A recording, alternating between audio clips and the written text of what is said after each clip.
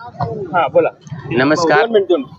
नमस्कार, मी चिदानंद बिराजदार, पद्मशाली शिक्षण संस्था संचलित सौ भौमपल्ली कन्या प्रशालेमध्ये सहशिक्षक म्हणून काम करतोय.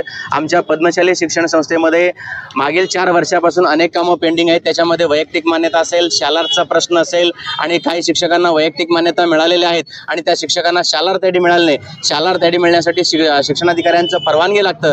मी सन्माननीय शिक्षणाधिकारी साहेबांना एवढंच मी विनंती करू इच्छितो की आमच्या शिक्षकांना, ज्या शिक्षकांना वैयक्तिक मान्यता मिळालेल्या नाहीत त्या शिक्षकांना वैयक्तिक मान्यता मिळावे आणि ज्या शिक्षकांना वैयक्तिक मान्यता मिळालेल्या आहेत त्या शिक्षकांना शालार्थ आयडीसाठी शिफारस मिळावी. आणि दुसरा एक महत्त्वाचा प्रश्न म्हणजे आमच्या शाळेमध्ये अंशतः अनुदानित पण आहे. आम्हाला 20% पत्र मिळालं. याच्यानंतर शासनाला मी सन्माननीय काय आहे तुमच्या कशाच्या मागण्यासाठी तुम्ही आमरण उपोषण वैयक्तिक आमच्या सगळ्या शिक्षकांच्या वैयक्तिक मान्यता मिळाल्या पाहिजेत आणि वैयक्तिक मान्यता मिळालेल्या शिक्षकांना शालार्थ आयडी मिळाली पाहिजे आणि आम्हाला जो अंशतः अनुदानाचा टप्पा आहे तो टप्पावाढ मिळाला पाहिजे.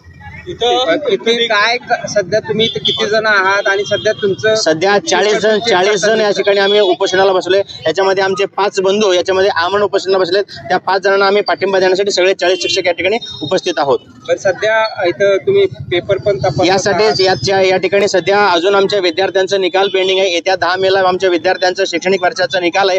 तो निकालाचं काम आपण याच ठिकाणी आम्ही उपोषण आम्ही निकालाचं कामही याच ठिकाणी बसून करतो आहोत.